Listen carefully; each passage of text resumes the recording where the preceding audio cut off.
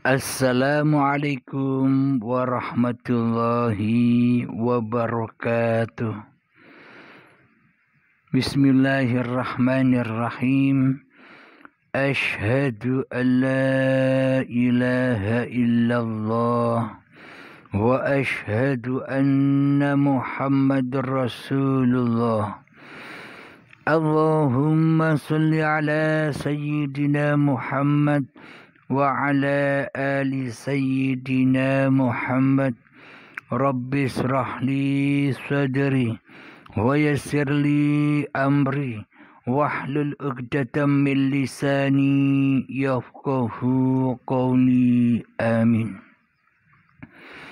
Bismillahirrahmanirrahim. Salam hormatku untuk para sahabatku tercinta dimanapun Anda berada. Semoga kebahagiaan dan kegembiraan selalu terlimpah kepada kita semua. Amin ya rabbal alamin. Alhamdulillahirabbil alamin. Kita melanjutkan kembali bahwa hari kesudahan itu adalah tempat indah yang mana wajib bagi manusia untuk kembali kepadanya. Inilah zikir-zikir penenang hati, zikrullah.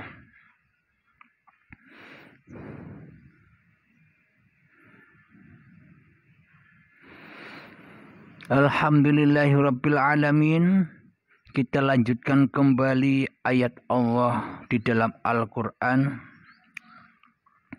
Bismillahirrahmanirrahim. Alladzina amanu wa tatma'innu qulubuhum bi dzikrillah. Ala bidzikrillahi tatma'innul qulub. Artinya yaitu orang-orang yang beriman dan hati mereka menjadi tentram dengan mengingat Allah. Ingatlah, hanya dengan mengingati Allah lah hati menjadi tentram. Shadaqallahul azim. Maha benar Allah dengan segala firman-Nya. Jadi tempat kembali kita melanjutkan dari episode yang lalu.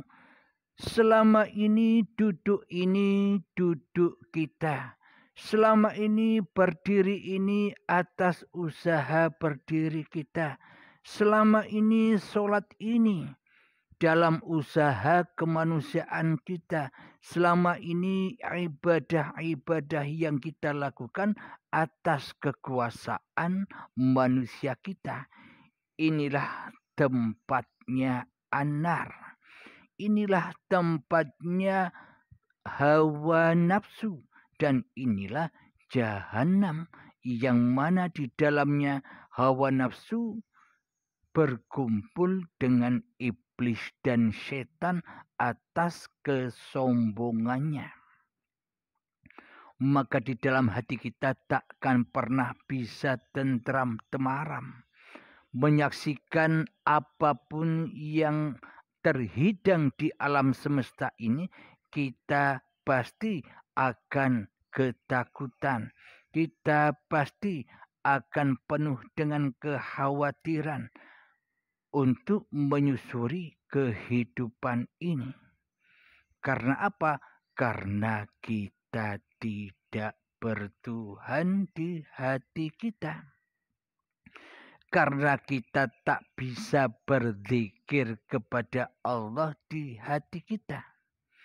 Itulah yang terjadi, akhirnya kita merasa khawatir, takut di dalam kehidupan ini. Terutamanya takut miskin. Terutamanya takut tidak terpenuhi kebutuhan-kebutuhan hidupnya. Terutama takut tidak terpenuhi uang saku anaknya. Kebutuhan-kebutuhan sekolah anaknya. Semua penuh dengan ketakutan. Karena apa? Karena diri kita selama ini menjadi pengatur daripada menjadi yang diatur. Karena belum bertemu dengan hari kemudian. Karena belum bertemu dengan hari berkesudahan. Dan karena belum bertemu dengan kematian. Jadi yaitu orang-orang yang beriman dan hati mereka menjadi tentram dengan mengingat Allah. Jadi mengingat Allah itu ada versi zahiriyahnya atau versi syariatnya, yakni dengan sesebutan-sesebutan. Contoh, subhanallah, walhamdulillah, wala ilaha illallah, wallahu akbar. Itulah kalimat-kalimat thayyibah. Jadi untuk mencapai hati yang tenang, berzikirnya tidaklah cukup hanya diungkap dan diucapkan saja. Agar sambungnya zikir secara syariat dan secara zahir ini pun harus dibangun pula hatinya. Agar apa? Agar seluruh syariat, agar seluruh zikir yang kita ungkapkan bisa menerobos naik menuju kepada hadratillah. Dengan hadirnya siapa hakikat yang bisa berzikir itu. Tanpa demikian, maka takkan pernah bisa menemukan ketenangan. Tanpa demikian, takkan pernah bisa bertemu dengan hari kemudian. Tanpa demikian, takkan pernah bertemu dengan hari kebahagiaan dan kegembiraan yang hakiki di sisi Tuhannya. Inilah surga yang dimaksud itu. Maka ingatlah, hanya dengan mengingat Allah lah hati akan menjadi tentram, tenang, santai, enjoy. Tanpa berzikir kepada Allah, maka kehidupan ini pasti akan menemukan kesengsaraan. Tanpa mengingat Allah itu, maka hati kita selalu ditimpa bencana demi bencana. Jadi bencana yang zahir bisa kita lihat bencana alam, tsunami, hujan lebat, banjir, petir, tanah longsor, gunung meletus, semua itu bencana-bencana yang berupa zahiriyah.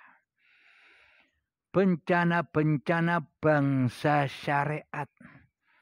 Bencana-bencana bangsa manusia. Akan tetapi bencananya hati itu bagaimana? Bencananya hati adalah hati yang tidak zikrullah, hati yang tidak mengingat Allah, hati yang jauh dari Allah, dan hati yang gaib Allahnya dan yang wujud kemanusiaannya, hati yang terbalik. Mestinya jadi makhluk kok jadi kholik. Mestinya jadi yang dipimpin kok menjadi pemimpin. Mestinya jadi yang dicipta kok menjadi pencipta. Itulah hati kita semua selama ini. Maka dengan zikrullah lah maka hati akan tenang. Jadi untuk mencapai zikrullah maka dibutuhkan manjada wajada, dibutuhkan kesungguhan, dibutuhkan pengorbanan, dibutuhkan perjuangan. Jadi akan naik ke langit 7 itu harus melepaskan semua apa yang kita pakai. Melepas semua singgah sana hati kita. Tanpa itu maka tak akan pernah bisa berjumpa dengan zikrullah. Tanpa perjuangan dan pengorbanan maka selamanya tak akan pernah tenang hidupnya. Karena apa? Karena manusia masih menjadi pengatur bagi dirinya daripada diatur oleh Tuhannya. Alhamdulillahirabbil alamin. Jadi tempat ketentraman itu adalah hati yang selalu zikrullah. Makna zikrullah itu adalah Allahnya yang lebih hadir daripada manusianya. Bila manusianya masih hadir di dalam hati, maka yang berzikir adalah manusianya. Maka selamanya kembali roji'unnya hati pasti li nafsi. Karena manusianya yang wujud menjadi Tuhan. Karena manusianya yang wujud menjadi pencipta atas zikir-zikir yang dilakukannya. Maka dari itu diperlukan pembersihan. Maka diperlukan pembangunan hati yang selama ini porak-poranda diterpa bencana-bencana yang dihembuskan oleh iblis dan setan di hati kita untuk menghalang-halangi hamba berjumpa Tuhannya. Maka dari itu bila kita menginginkan ketentraman hati, kegembiraan hati, kebahagiaan hati, maka berzikirlah kepada Allah. Jadi maknanya bukan berzikir secara yang biasa kita lakukan selama ini. Berzikir kepada Allah itu maknanya diamkan hatimu dari dirimu di hatimu. Jadi manusianya sudah diam, yang bisa mencipta, yang bisa melaksanakan, yang menjadi pemimpin sudah kembali kepada Al-Mulk. Kembali kepada Allah lah sebagai pemimpin seluruh makhluk-makhluk yang diciptakannya. Manusianya diam saja. Inilah makna hakikat berzikir itu. Maka dengan itu hati kita selalu tentram, temaram, bahagia, bergembira, enjoy selalu menghadapi kehidupan ini. Karena sudah ada pemimpin yang mengatur semua rezeki kita. Kita tak bisa mengatur apa-apa kecuali Sang Maha Pengatur. Karena itulah hati selalu tenang, hati selalu bergembira, dan hati selalu berbahagia di sisi Tuhannya karena sudah masuk di dalam surganya Allah, karena sudah masuk di dalam kepemimpinan Allah, karena sudah masuk di dalam kekuasaan Allah daripada kekuasaan iblis dan syaitan. Itulah yang membuat hati kita tenang, tentram, menghadapi kehidupan yang penuh dengan gejolak ini. Alhamdulillahirabbil alamin. Jadi cara untuk berzikir kepada Allah itu kembalinya hati kepada Allah. Kembalinya kekuasaan kemanusiaan kita selama ini kembali dikuasai oleh Allah. Jadi inilah misi-misi yang diemban oleh junjungan kita Nabi besar Muhammad sallallahu alaihi wasallam. Innama bu'istu liutammima makarimal akhlak. Tidak diutus aku ke dunia ini hanyalah untuk menyempurnakan akhlak-akhlak hatimu kepada Tuhanmu. Jadi akhlak kepada Tuhan, maka akhlak akan menjadi cahaya menerangi alam dunia ini. Dari alam dunia menuju alam akhirat untuk menerangi jalan hamba-hamba yang sudah berakhlak kepada Tuhannya. Jadi apa makna berakhlak kepada Tuhannya itu? Makna berakhlak kepada Tuhannya maknanya adalah jangan jadi Tuhan lagi dirimu di hatimu.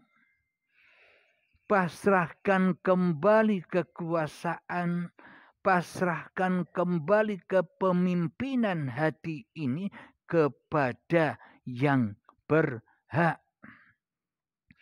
yakni penciptanya, yaitu Allah, yaitu uripe Allah, yaitu hayatullah. Karena tanpa hidup, karena tanpa uripe Allah, maka semuanya takkan pernah ada. Kejadian-kejadian semuanya tak pernah ada.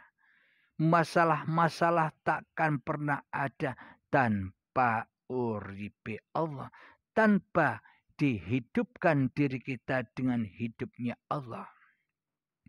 Jadi semua ini, jadi segala sesuatunya yang ada di alam semesta ini ada karena diri kita dihidupi oleh uripe Allah.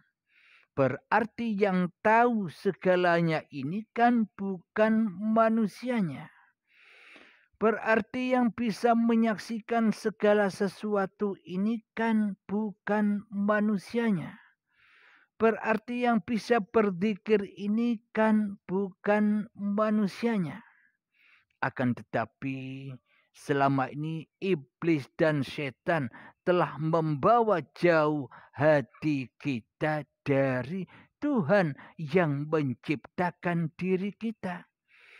Dengan kesombongan iblis dan setan mengajari kita agar kita melawan Allah, agar kita memerangi Allah, agar kita mensekutukan Allah. Maka dari itu, atas ajaran, atas nasihat iblis dan setan yang berupa hawa nafsu kita sendiri di hati kita selalu menasehati, bro, ini hidupmu. menasehati, bro, ini badanmu. Menasehati, bro, ini tindak lakumu. Menasehati, bro, ini dudukmu, ini berdirimu, ini sholatmu, ini ibadahmu, ini kebaikanmu. Semuanya diutus iblis dan setan agar menguasai semua yang kita lakukan atas kuasa diri manusia kita di hati kita. Berarti Tuhannya siapa selama ini? Allahkah atau iblis dan setan yang bersinggasana di dalam hawa nafsu kita sendiri selama ini? Dengan inilah kita bisa membedakan, oh ternyata aku selama ini tidak menyembah Allah. Bagaimana mungkin kita dianggap sudah masuk Islam? Bagaimana mungkin kita sudah dianggap beriman di sisi Allah, sementara di hati kita yang kita sembah bukan Allah, tapi yang kita sembah adalah syaitan yang terkutuk. Maka sadarilah itu. Sadarilah dengan penuh kesadaran. Alhamdulillahirabbil alamin. Kita lanjutkan kembali di episode yang akan datang tentang babakan hari kemudian. Alhamdulillahirabbil alamin. Rabbana atina fid dunya hasanah wa fil akhirati hasanah wa qina adzabannar. Wa sallallahu ala sayyidina Muhammad wa ala alihi wa sahbihi wasallam. Walhamdulillahi rabbil alamin. Akhiru kalam. Assalamualaikum warahmatullahi wabarakatuh.